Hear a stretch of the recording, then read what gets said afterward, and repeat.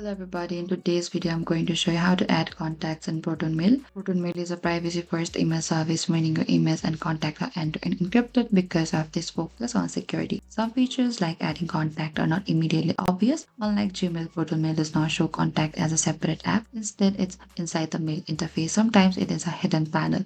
And adding contact help you avoid typing emails repeatedly. So first you need to open any of the web browser that you prefer. In the top, there's an address bar. Type down proton.me and enter it. Over here, you need to select to the sign in the top right corner here. Over here, select to this mail. Under this icon of the mail in the top right corner, we can find this small contact icon. Click on this contact here, and you can over here, you can simply select to this add contact on the bottom. Over here, you can create a contact to your friend. You can type down the first name, last name, display name as well. You can also upload a picture if you want to. You can type down their email addresses, phone number addresses, birthday notes, and after that you can select to the save on the bottom right. And that is it. This is how you can add contacts on Proton Mail. If you have any queries or confusion, please comment down below and we will reach out to you very soon.